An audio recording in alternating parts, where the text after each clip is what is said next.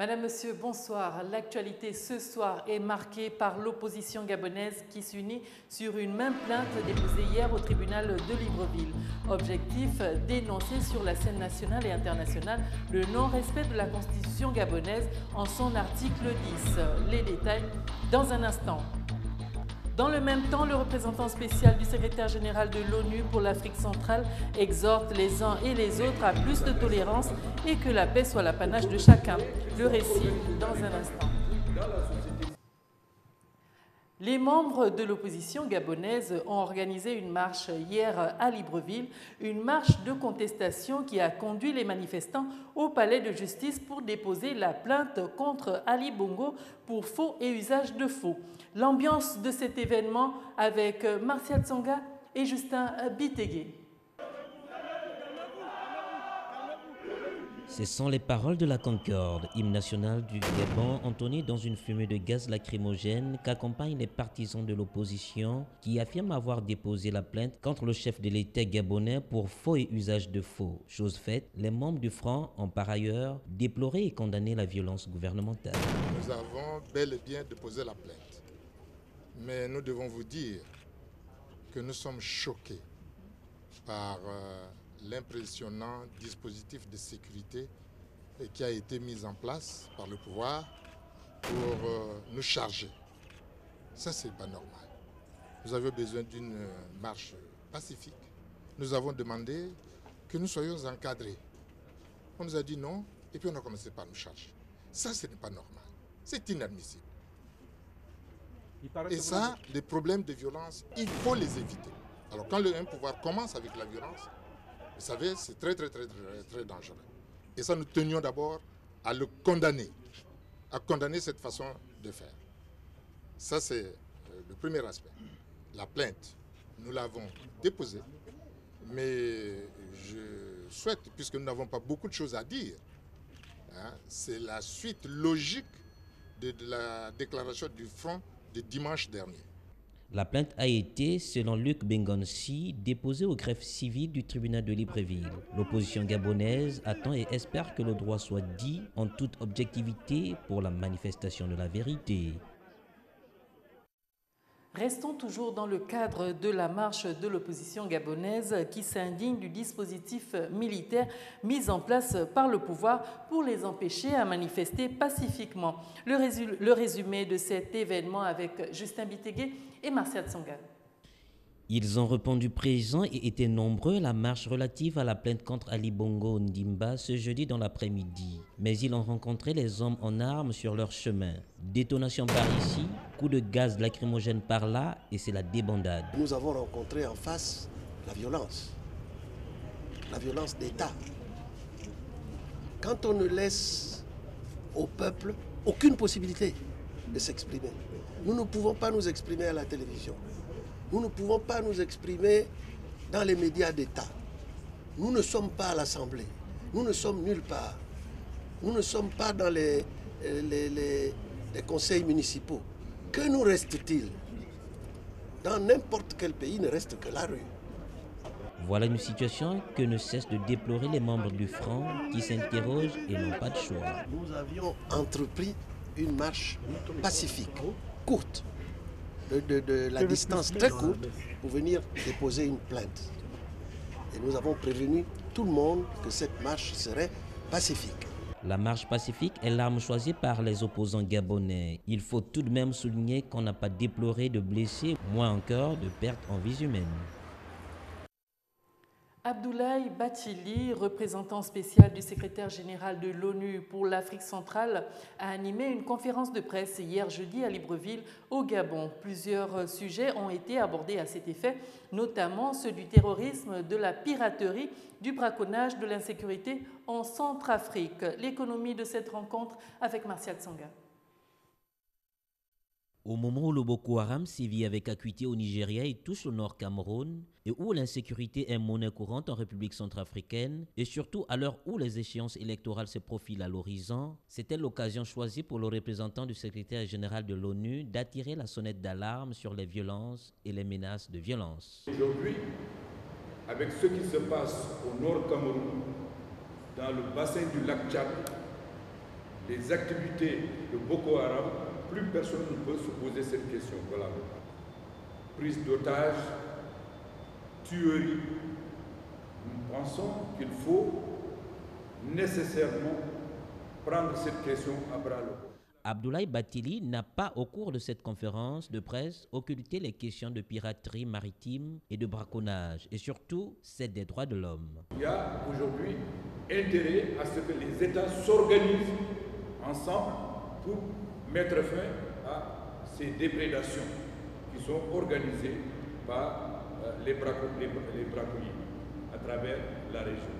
Donc, la dimension économique est là, la dimension régionale, et notre bureau est chargé, de par son mandat, d'accompagner les États, d'accompagner la communauté économique régionale d'Afrique centrale, de travailler dans ce sens pour que les États puissent assurer leur coordination, la solidarité dans les initiatives dans ce sens.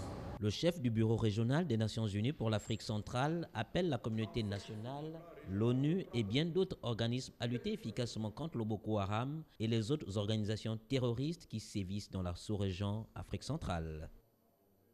Contribuer au dialogue politique entre les hommes politiques ou entre les États pour aboutir à une stabilisation socio-politique, c'est ce qu'appelle le représentant du secrétaire général de l'ONU et chef du bureau régional des Nations Unies pour l'Afrique centrale, Abdoulaye Bathily, en s'adressant aussi aux hommes des médias.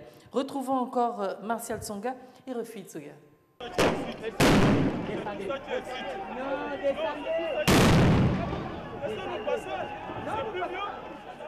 Pour Abdoulaye Bathily, c'est à travers la voie du dialogue, le respect des lois établies et des droits de l'homme, l'instauration des débats d'idées par le jeu démocratique qu'un pays acquiert sa stabilité sociopolitique.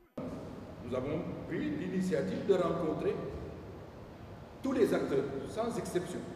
Mais nous nous adressons également aux autres citoyens, qu'ils soient organisés dans les partis politiques, dans la société civile ou d'autres acteurs sociaux, par exemple comme la presse. J'ai déjà commencé à rencontrer les partis politiques, j'ai rencontré le PDG, j'ai fait un calendrier pour rencontrer l'ensemble des partis politiques. Aussi, le chef de l'UNOCA a-t-il reconnu le rôle que joue la presse pour prévenir, informer et maintenir la cohésion sociopolitique dans un pays. Moi-même, de par mon expérience, je sais combien la presse peut jouer un rôle essentiel dans le processus de démocratisation. Vous faites un travail ici que je note exemplaire. Je voudrais vous encourager à poursuivre ce travail de manière professionnelle. Un pays qui tombe dans la spirale de violence se remet difficilement, souligne Abdoulaye Bathily. Pour lui, il faut emprunter la voie du dialogue, c'est de la paix et ne pas connaître ce que les autres pays ont connu. Les cas d'espèce sont légion. La Centrafrique, la RDC, le Nigeria, la Libye, pour ne citer que ces exemples.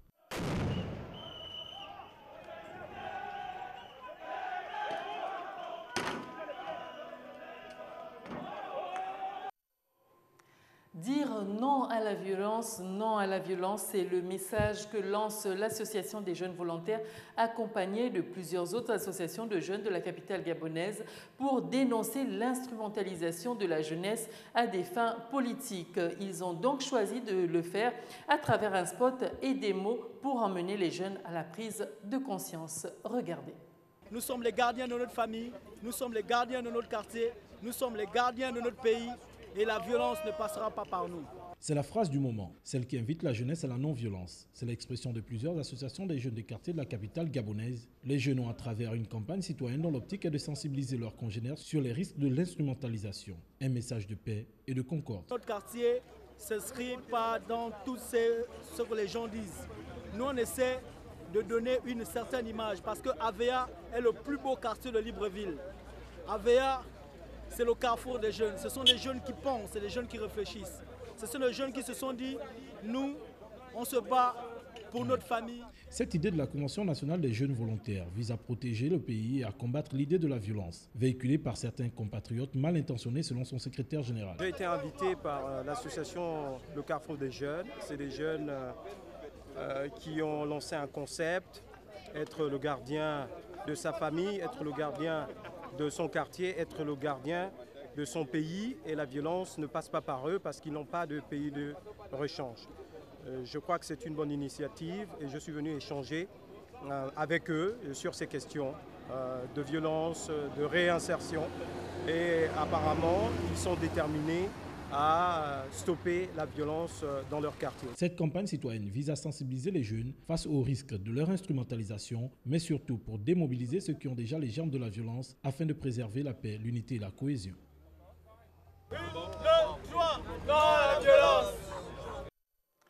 Tout autre chose à présent, chaque année, 2 à 3 000 éléphants meurent au Gabon à cause du braconnage. Ce phénomène qui entraîne des conséquences graves ne fait qu'augmenter malgré les initiatives prises par le chef de l'État et le gouvernement. Gabon News explore l'une des raisons de cette augmentation. Karl Fanga. Malgré la volonté politique affichée du président de la République et de son gouvernement dans la lutte anti-braconnage et l'exploitation forestière illégale, on se rend compte que ces deux phénomènes prennent de l'ampleur sur toute l'étendue du territoire national. Les peines peu dissuasives prévues par le Code forestier gabonais seraient une des raisons.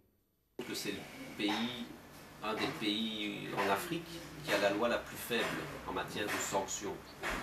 Un trafiquant d'ivoire risque au maximum 6 mois de prison. Au Bénin, par exemple, c'est 10 ans. Au Congo, pour prendre des pays voisins, c'est 5 ans. Au Cameroun, c'est 3 ans. Au Kenya, qui est aussi un pays très reconnu pour la protection de la faune, c'est 10 ans minimum, jusqu'au maximum peine à perpétuité. Donc on voit que les peines de prison sont très peu dissuasives et pour un trafiquant d'ivoire, risquer maximum 6 mois de prison, c'est très peu. La loi gabonaise dans ce domaine apparaît donc comme étant la plus faible dans tous les pays concernés par ce problème. La loi sur la protection des éléphants annoncée par le chef d'État est elle aussi toujours attendue. Pourquoi la législation ne suit pas?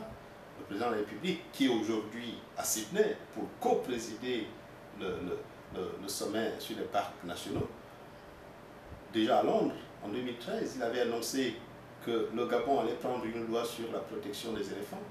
Où est cette loi? Qu'il avait déjà signée. Il avait annoncé qu'il avait déjà signé une loi sur la protection des éléphants au Gabon. Cette loi n'existe pas. Je ne sais même pas si elle a un projet, cette loi. Protéger l'environnement, c'est établir un cadre juridique strict qui permet d'infliger des sanctions proportionnelles aux crimes commis.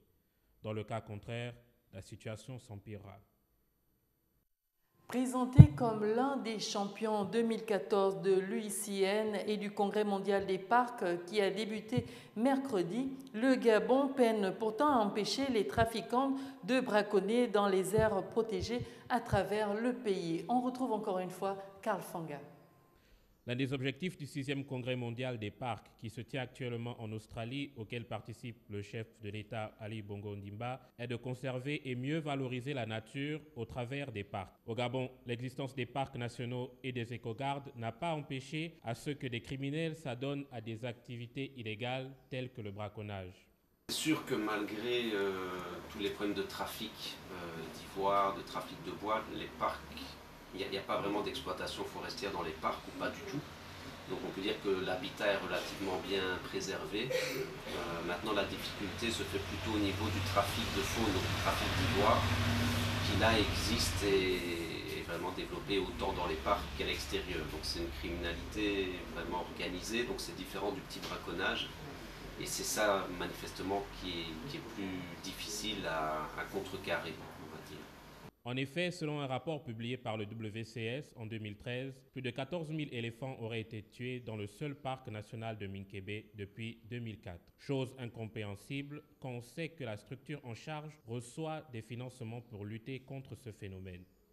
Alors, si un rapport officiel peut sortir un tel chiffre dans un parc, ça veut tout simplement dire que dans d'autres parcs, il y a pas mal de choses qui sont en train de se faire. Par rapport à pourquoi doit-on arriver à donner des chiffres de 14 000 éléphants tués dans un seul parc national alors que ces parcs ont un financement pour empêcher ce type de braconnage, surtout les éléphants. C'est une espèce protégée, l'éléphant est protégé dans le pays. Si on peut aisément sortir ces chiffres pour d'autres espèces protégées qui ne sont pas très encadrées par une législation. Je pense que c'est la catastrophe. Un des objectifs en créant les parcs nationaux en 2002 était de générer des bénéfices à travers le tourisme, chose qui a du mal à se matérialiser aujourd'hui. Et pour finir, un honneur a été réservé à nos 3 lauréats qui ont obtenu leur agrégation lors de la 17e édition du concours d'agrégation CAMES qui s'est tenu du 3 au 11 novembre 2014 à Yaoundé au Cameroun. Il s'agit du professeur Muriel Meniembo en pédiatrie, du professeur Mba Mendam et Lawson en anesthésie et réanimation. Les détails avec Justin Bitégué.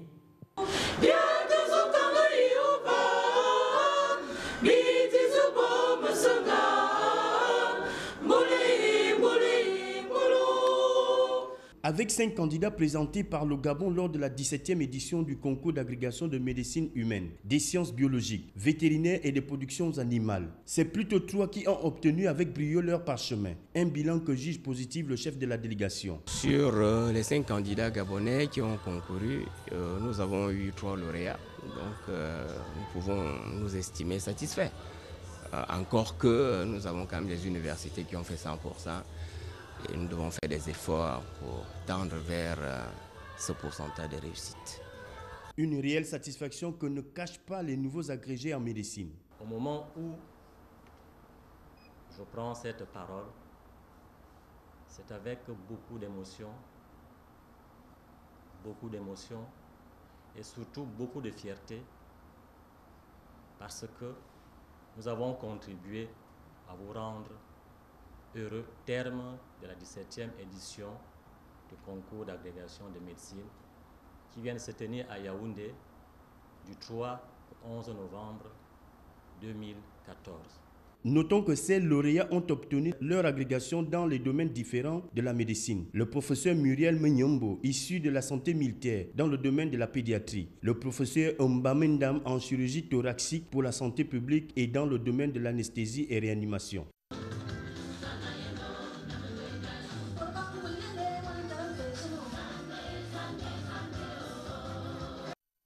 Voilà, Madame, Monsieur, c'était là l'essentiel de l'actualité de ce vendredi. Merci à vous de nous avoir suivis. L'information continue sur votre site www.gabonnews.com. Au revoir et à très bientôt.